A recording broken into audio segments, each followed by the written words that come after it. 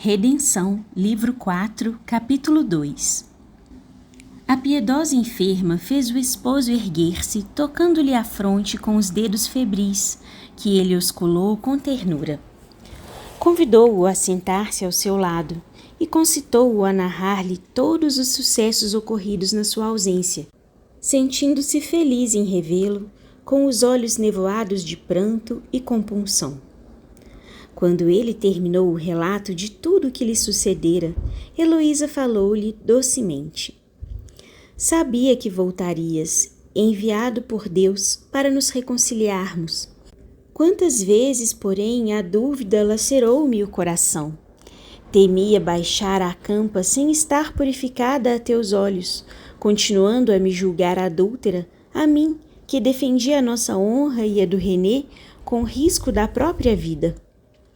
Mas esforcemo-nos por olvidar o passado angustioso e lancemos nosso olhar ao eterno porvir que nos aguarda.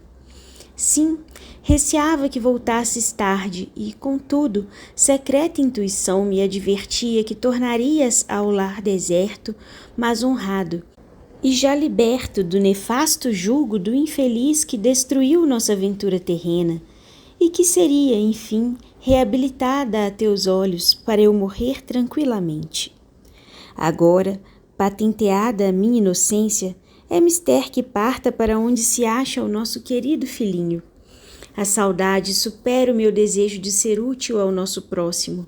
Anseio ver nosso anjinho, beijá-lo como outrora, dar-lhe todas as carícias que lhe não pude dispensar nos últimos dias da sua curta existência. Um dia também irás ao nosso encalço, e quando terminares tuas derradeiras provas, nós te esperaremos nos umbrais da eternidade, com um abraço afetuoso com que os redimidos aguardam os peregrinos milenários do planeta dos prantos e das expiações remissoras. Exultas, Heloísa, com uma antevisão da felicidade que mereces na mansão dos justos, e esqueces que eu, mísero delinquente, ficarei na desolação das horas seculares da saudade e do remorso? Por que o Criador tão clemente não permuta a minha vida inútil pela tua, em benefício dos infortunados? Porque consumei primeiro que tu a sentença divina. A dor inexprimível da calúnia, do ultraje e da separação de um ente adorado, as horas intermináveis de sofrimento moral e físico fizeram-me resgatar muitos crimes de pregressas encarnações. Alvejaram com lágrimas as fáculas denegridas que jaziam em minha alma. Mas de que encarnações falas sempre, minha amada? Nunca pude crer na veracidade da transmigração das almas em diversos corpos, segundo os dogmas indianos. Teu espírito sempre foi angelical, nobre como o de Maria de Nazaré. Reconheço-o por minha desdita, tarde demais. Com voz carinhosa, a enferma revelou-lhe os fenômenos psíquicos que com ela se passaram desde os tempos colegiais, os conselhos austeros que recebia dos seus mentores boníssimos em horas de amargura e aflição. Dos Menil, a seu turno, relatou os que se relacionavam com as duas aparições de René em momentos extremos e decisivos da sua existência. Uma perfeita comunhão de ideais e sentimentos e uma afinidade magnética aliviaram, dali por diante, aquelas duas almas, que passavam horas em colóquios inefáveis, deslembradas quase da vida material, permutando pensamentos com a sofreguidão dos que se vão separar, embora crescem que seria por tempo limitado. Parece-me, disse um dia Heloísa com infinita ternura, que somente agora é que nos casamos. Nosso primeiro conúbio foi realizado por um moar, 33, nota, autoridade civil, fim da nota, e um sacerdote. Agora, pelas entidades celestes, que velam por nós e que eu percebo a nosso lado, ouvindo o ruflar de suas brancas asas. Um foi o enlace efetuado pelos homens, o outro por Deus. O primeiro material, o segundo espiritual. Um foi destruído, o outro será perpétuo. Agora é que nossos espíritos se ligaram, esqueceram as mútuas ofensas, efetuando-se por toda a consumação dos milênios um himeneu indissolúvel. Os elos que doravante nos prendem são de aço e de flores imarcessíveis, jamais se dessoldarão. Têm a resistência dos metais e a suavidade das açucenas. São indestrutíveis como a luz dos astros, que deve provir da alma radiosa do próprio Deus. Eu não soube reconquistar essa ventura, Heloísa. Reneguei-a em momentos de desvario. Tua alma é feita de luz e candidez imaculadas. A minha é de réprobo, pois foi cruel e impiedosa, e tem de expiar, talvez por muitos séculos, como o crês, o seu nefando crime. Não pode, então, desde já, unir-se à tua, que a repelirá com asco. Que dizes, Gastão? Pois não é o amor vínculo indissolúvel, e não te consagro eu desde que te conheci? O amor sem a prova do sacrifício, do sofrer e da desventura, não pode ser aquilatado. Confia na misericórdia divina, inesgotável, e obterás o perdão que desejas e que te concedi. Se eu não merecesse a acerba prova por que passei, não me teria infligido o magnânimo, íntegro e sumo juiz. Foi a justiça divina que se executou para que meu espírito enodoado se purificasse. Abençoemos os tormentos do passado tenebroso. Encaremos o futuro com serenidade. Pouco falta para que meu corpo baixe ao túmulo e minha alma se libre ao infinito. Ficarás, como disseste, em desolação, mas não serás abandonado pelos amigos intangíveis, cuja dedicação é iniludível. Assim como o compassivo René se tem desvelado por ti, também eu o farei, com o auxílio dos incomparáveis protetores que me têm amparado com os seus braços imperceptíveis, mais resistentes que o aço, pois me têm sustido à beira do sorvedouro da dúvida, do desalento e da desventura. Uma tarde, segurando as mãos febris da esposa, Dusmenil interpelou-a. Escuta, querida, por que me ocultaste a verdade quando nos separamos naquela noite infortunada? Para evitar que te tornasses um homicida. Deus perdoaria esse crime, porque o dele, empeçonhando-te a reputação, sobrepujaria sempre o meu, pesados na balança divina. Tinhas um débito a resgatar com aquele homem que te salvou das garras de um tigre. Menos feroz, no entanto, do que ele para conosco. Todavia, expiou tremenda e duramente esse delito, Gastão. Tens a sublime benevolência de Jesus, querida, perdoando aos que o crucificaram. Já esqueceste o teu inominável suplício, Heloísa? Não, mas considero aquele criminoso bem mais desventurado do que nós, porque a ignomínia que se pratica enegrece e perturba a consciência e ele, que era sensível e inteligente, viu ruírem para sempre todos os seus planos sinistros ante a justiça suprema. Não conseguiu esmagar a verdade como Hércules a hidra de Lerna, pois não se pode triturar em mó de argila um revérbero de sol. Imagina a tortura por que passou aquela alma tenebrosa, farpeada pelos espinhos do mais acerbo remorso. Esqueçamos suas crueldades e imploremos à majestade do universo clemência para o desventurado delinquente. Se eu houvesse exalado o derradeiro alento, injustificado no teu conceito, talvez o não tivesse perdoado. Mas, agora que me sinto feliz e reabilitada, de partida para onde se acha o René querido, eu o perdoo com sinceridade. Vai-se-me finar uma existência limitada para começar outra infinita. Extingue-se uma noite que durou horas para iniciar-se uma alvorada eterna, e vou partir com a alma acrisolada pelos prantos, purificada pelo martírio extremo das provas ásperas, mas redentoras. Se houvesse dado causa a que te tingisses as mãos de sangue humano, teriam fracassado todos os nossos sacrifícios. Seríamos separados por tempo longuíssimo. Teríamos de recomeçar outras existências, talvez mais penosas. Exultemos, pois, por havermos cumprido integralmente os nossos deveres, embora tivéssemos o coração lacerado pelos gládios da saudade e da amargura. A justiça divina foi desafrontada cabalmente.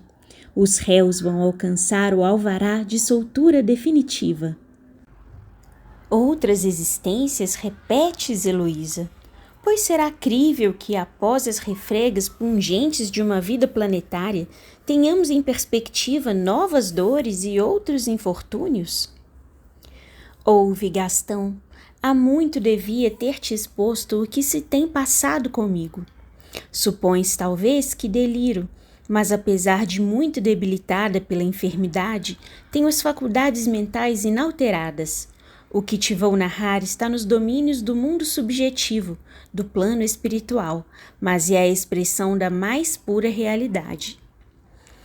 Heloísa o cientificou de todos os fenômenos psíquicos que observara desde quando adolescente. Falava-lhe com doçura, parecendo reanimada e transfigurada. Ele a ouvia embevecido e melancólico, compreendendo que aquele ser querido já pairava em plano superior, palpitante de espiritualidade, e não tardaria a alçar-se ao firmamento, deixando as misérias terrenas. Ficaria só, pranteando-lhe a ausência, relembrando, para seu suplício incessante, os sucessos do passado desditoso. Ela, percebendo essa amargura, disse-lhe: Gastão, sinto-me influenciada por um poder extraterreno que me vitaliza o organismo, já quase diáfano, para transmitir-te os meus derradeiros pensamentos.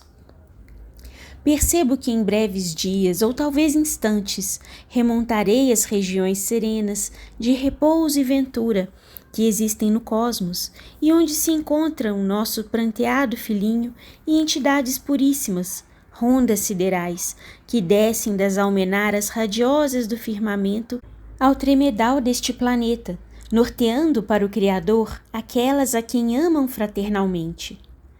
Deixa-me assim expandir minhas ideias com lealdade, pois talvez amanhã já não possa fazê-lo com estes lábios. Compreendo que tudo quanto nos sucede se origina de transcorridas existências. O inferno de todas as religiões é apenas um símbolo. É esse lugar de tormentos imaginado pelos teólogos para punir perpetuamente os pecados irremissíveis e que se aloja em nosso próprio imo quando praticamos iniquidades. Existe também nos mundos inferiores, como este em que vivemos, onde arrastamos os grilhões do infortúnio e da compunção, nossos corações são calcinados nas chamas dos mais flagelantes sofrimentos morais ou físicos. Isto é uma das hienas, um símbolo, nesse lugar de tormentos. Aqui voltaremos tantas vezes quantas forem precisas para depurarmos com lágrimas, abnegações, labores e virtudes as nossas transgressões às leis do soberano universal. Tenho vagas, mas persistentes reminiscências de ter vivido em países asiáticos, onde fui orgulhosa, opulenta, vaidosa, insensível aos padecimentos alheios.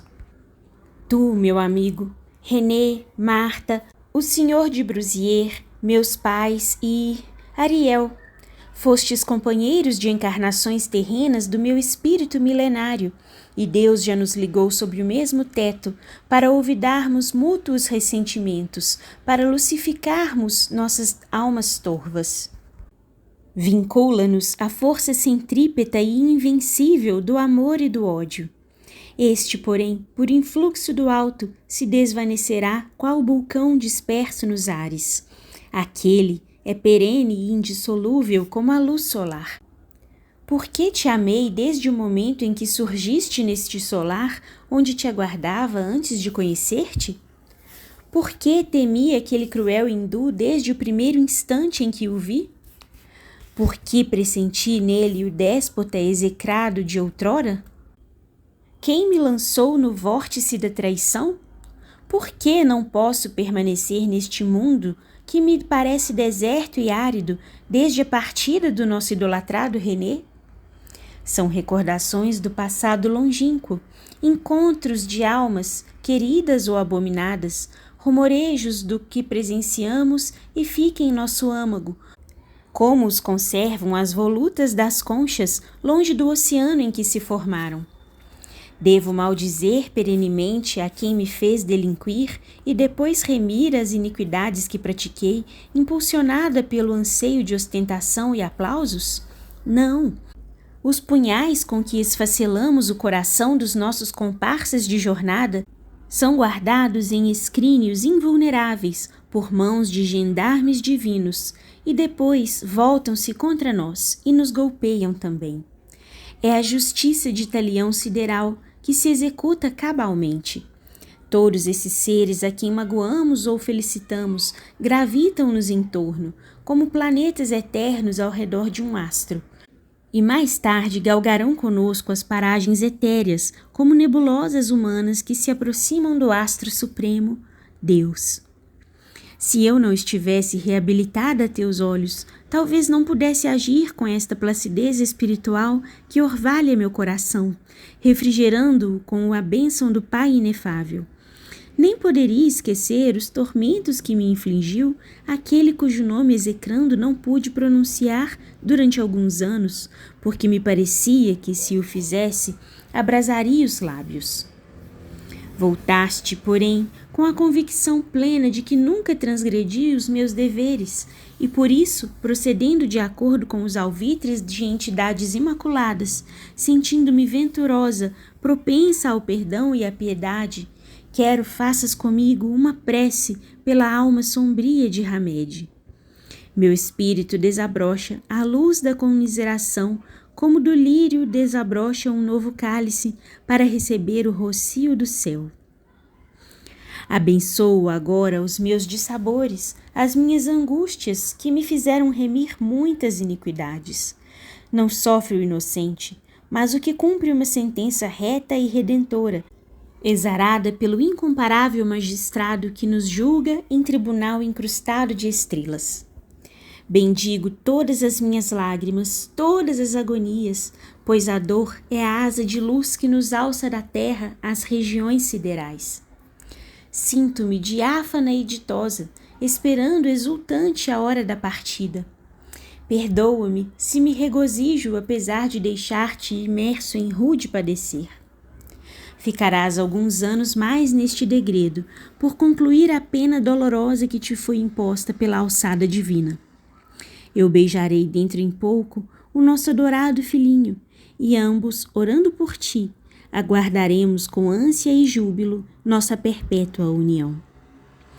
Escuta, querido, não julgues que deliro.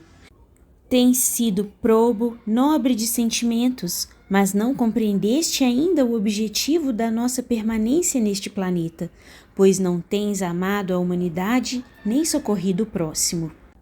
Tens despendido a imensa fortuna em proveito exclusivo da tua personalidade. Não te lembraste nunca de que na terra há seres sem teto, sem agasalho, sem alimento. Viveste andejando, qual errante aerólito, esbanjando a mancheias o que daria para socorrer incontáveis desventurados e desvalidos. Dizes que vais ficar só no mundo, sem parentes, porque ainda te não lembraste dos que nos cercam, dos que nos estendem as mãos súplices com olhos lacrimosos. Ama os desgraçados, meu amigo. Talvez ainda contraias novas núpcias, constituas outra família. Eu, Heloísa, não desdenhes o meu pesar inconsolável. Se fores primeiro que eu, não porei fim à existência por temer a justiça divina, mas meu coração, até que baixe ao túmulo, não terá outro afeto, senão o que te consagro e ao nosso amado filhinho. Meu luto jamais proscreverá. Obrigada, mas olha que te iludes. O coração tem amplitude para conter muitos afetos puros, sem que os transborde nunca.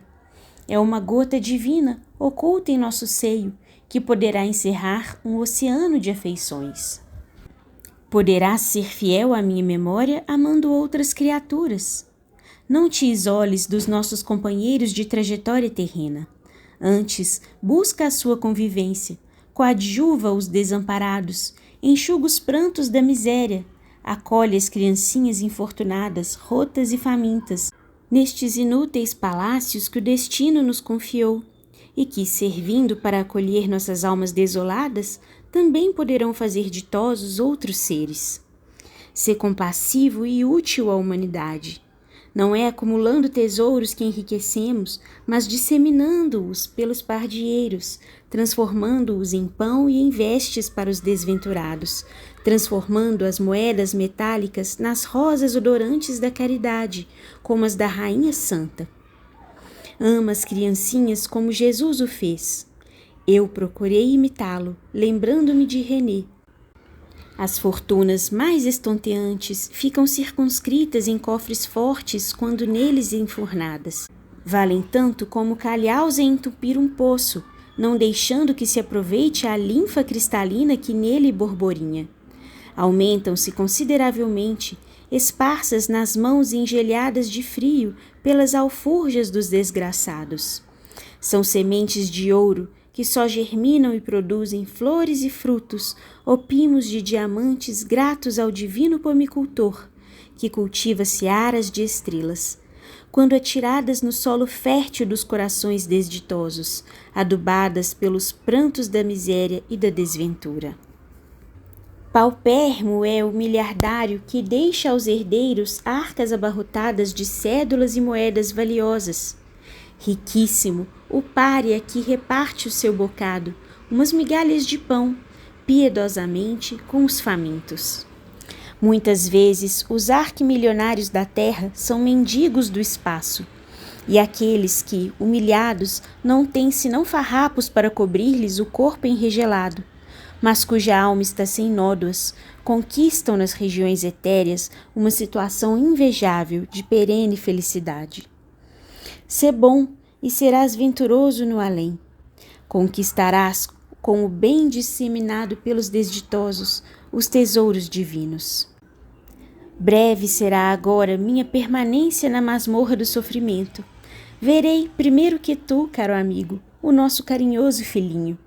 A ventura, porém, não nos fará egoístas.